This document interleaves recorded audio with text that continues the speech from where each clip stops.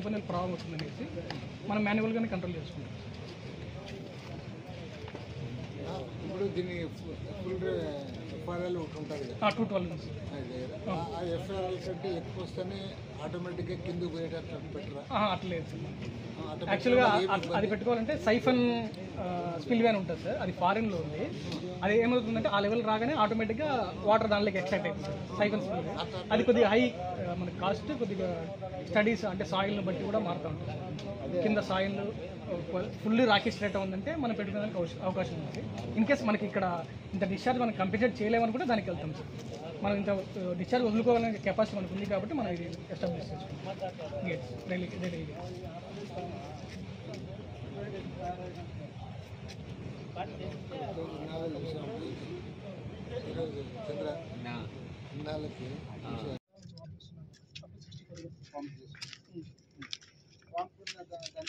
దానిపై 10,000 ఎకరాలు.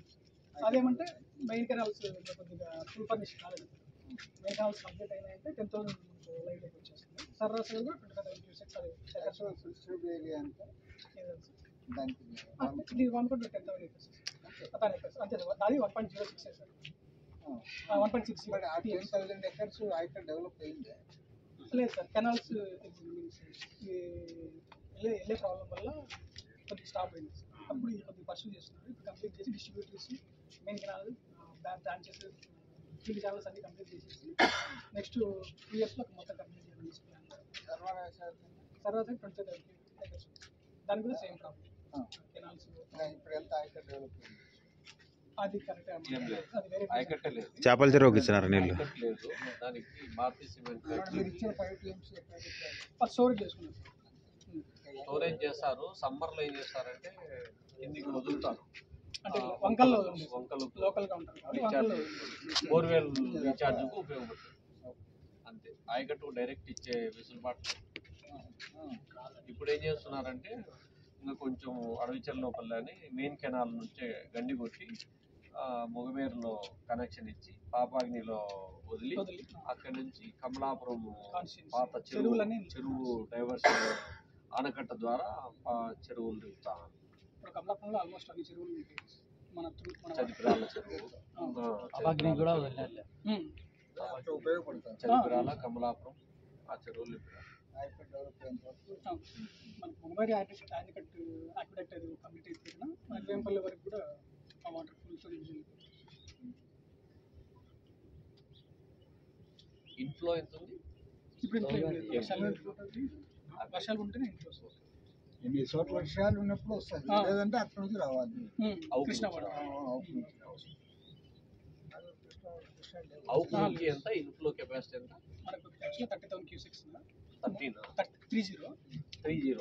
బట్ ఇంకా ఒక టన్నెల్ పూర్తి ఫేజ్లో కాలేదు కాబట్టి 20,000 క్యూసెక్స్ మనం డ్రా చేసుకోవచ్చు.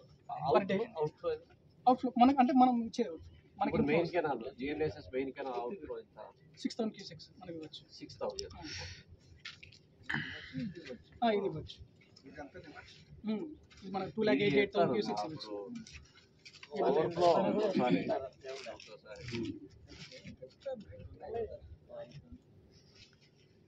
నిజంగా పండించుకునేది వాళ్ళే. దీంతో మైలవరం ఉత్తర కాలువ ఫంక్షనింగ్ లో ఉంది, దక్షిణ కాలువ మళ్ళా లేదు. 15 సంవత్సరాల నుంచి ఆధునిక పడకేసింది. అదంతా ఈ ఆర్టీపీ దాటుకొని పోవాలా, అదంతా మొత్తం నిండిపోయి ఉంటుంది. కిందికి పో కమలాపురం చెరువుకు మామూలుగా ఇట్లా ఇవ్వాలి నీళ్లు, ఇట్లా ఇవ్వకపోవడం మూలంగా అట్లా తీసుకొచ్చి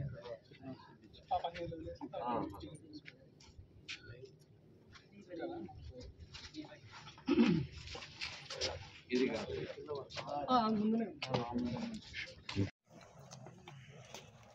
గండికోట రిజర్వాయర్ పూర్తయి దాదాపు గత 10 సంవత్సరాలు ఇక్కడ వాటర్ నిల్వ చేస్తున్నప్పటికీ ఇప్పటికి కూడా ముంపు వాసులకు న్యాయం జరగలేదంటే ఇంతకంటే ఘోరమైన విషయం ఇంకోటి ఉండదు. ఖచ్చితంగా 1000 కుటుంబాలు ఇప్పటికి కూడా వారికి న్యాయం జరగలేదని చెప్పి రోడ్డెక్కే పరిస్థితి ఉంది. ప్రభుత్వం దీనికి ప్రాధాన్యత ఇవ్వాలి. ఎందుకంటే వారు భూములు కోల్పోయారు, ఇండ్లు కోల్పోయారు, సర్వస్వం కోల్పోయి వాళ్ళు ఎక్కడో పోయి వాళ్ళు ఉంటే వాళ్ళకి ఇవ్వాల్సిన మొత్తం మీద వారికి ఇవ్వకుండా వారిని ఇబ్బంది పెట్టడం సరైనది కాదు. అందరికి కూడా ఇవ్వాలని చెప్పి కోరుతా ఉన్నాం. రెండవ ముఖ్యమైన అంశం ఏమంటే ఇవాళ ప్రభుత్వం రాయలసీమ ప్రాజెక్టుల పట్ల శీతకన్ను వేసింది తప్ప మరో మాట చెప్పక్కర్లే. ఎందుకంటే ఇవాళ మనం రాష్ట్రంలో చూస్తే మన సంక్రాంతి పండగ జరిగితే సంక్రాంతి పండగ అంతా కూడా 5-6 జిల్లాల్లోనే జరుగుతూ ఉంది. అటు ఉత్తరాంధ్రలో ఏం జరగడంలే, ఇక్కడ రాయలసీమలో ఏం జరగడంలే. ఇక్కడ కొత్త బస్సులు వేయలే, కొత్త ట్రైన్స్ వేయలే, ఇక్కడికి ఎవరు వచ్చేవాళ్ళు కూడా లేరు. పైగా ఈరోజు చూస్తూ ఉంటే కర్నూలు జిల్లాలో పెద్ద ఎత్తున వలసలు పోయారు. అక్కడ పండగ జరుగుతుంది. పండగ మరుసటి రోజే మొత్తం అందరూ కూడా బుట్ట తట్ట పట్టుకొని అంతా కూడా ముసలి వాళ్ళని కింద ఇళ్ళ దగ్గర వదిలేసి వలసలు పోతూ ఉన్నారు. కాబట్టి ఏమంటే చంద్రబాబు నాయుడు ప్రభుత్వం తమ యొక్క కాన్సన్ట్రేషన్ దృష్టి పెట్టాల్సింది వాళ్ళ రాయలసీమ ప్రాంతంలో వలసలను ఆపడానికి, ఉత్తరాంధ్ర అభివృద్ధి పైన. దాని గురించి మాట్లాడమేలే. ఎంతసేపు అమరావతి పోలవరం, ఏపీ అంటే అమరావతి పోలవరం, ఆంధ్రప్రదేశ్ అంటే అమరావతి పోలవరం అని ఆ రెండు చుట్టూ తిప్పుతూ ఉన్నాడు. ఆయన కూడా ఆడే తిరుగుతూ ఉన్నాడు. అది సరైనది కాదు. ఇరిగేషన్ ప్రాజెక్టుకు ప్రాధాన్యత ఇవ్వాలి. రేపు పూర్తి స్థాయి బడ్జెట్ సెషన్లో ప్రవేశపెట్టబోతా ఉన్నారు. కనీసం రాయలసీమ ప్రాజెక్టులకు 20,000 కోట్ల రూపాయలు కేటాయించి ప్రథమ ప్రాధాన్యత ఇవ్వాలని చెప్పి కూడా మేము ప్రభుత్వానికి డిమాండ్ చేస్తూ ఉన్నాం. ఆ రకంగా చేసే తప్ప ఈ ప్రాంత సమస్యల పరిష్కారం కావు. ఎందుకంటే ఇక్కడ నువ్వు 25 టీఎంసీల నీరు నిల్వ పెట్టుకున్నావు. కింద వామికొండ రిజర్వాయర్ కింద ఆయకట్లేదు సరిగా, అదేవిధంగా సర్వరాయ సాగర్ కింద కూడా ఆయకట్లేదని చెప్తా ఉన్నారు. మరి ఎందుకు నీళ్లు పెట్టుకున్నట్లు మనమంతా ఊరికే నీళ్లు చూపించుకోవడానికి మేమేదో గాలేరు నగర్ అని పేరు చెప్పుకుంటూ ప్రచారం చేసుకోవడం తప్పితే వాళ్ళకేమీ ఒరగలే. హండ్రీ నివా కాలువ కింద 1 ఎకరా కూడా ఆయకట్ డెవలప్ చేయలే, 1 ఎకరా కూడా. పైగా ఇప్పుడు చివరికి నీళ్లు పోవాలంటే దానికి లైనింగ్ చేస్తామంటాను. లైనింగ్ కాదు కావాల్సింది. వాళ్ళ ఆయకట్ డెవలప్ చేయండి, ఈ ప్రాజెక్టులకు ప్రాధాన్యత ఇవ్వండి, నిధులు కేటాయించండి. నిర్వాసితులు ఎవరైతే ఉన్నారో వాళ్ళ కుటుంబాలను ఆదుకోవాల్సిన బాధ్యత కూడా ప్రభుత్వం తీసుకోవాలని చెప్పి కోరుతా ఉన్నాం. నమస్కారం. ఫిబ్రవరి 22, 23, 24 తేదీల్లో రాయలసీమ 8 జిల్లాలు, నెల్లూరు, ప్రకాశం జిల్లాల్లో ఉన్నటువంటి నీటిపారుదల ప్రాజెక్టులు వాటి యొక్క స్థితిగతులపైన కడప జిల్లా కేంద్రంగా పెద్ద ఎత్తున ఈ 10 జిల్లాలతో కూడినటువంటి రైతాంగ సదస్సు జరగబోతా ఉంది.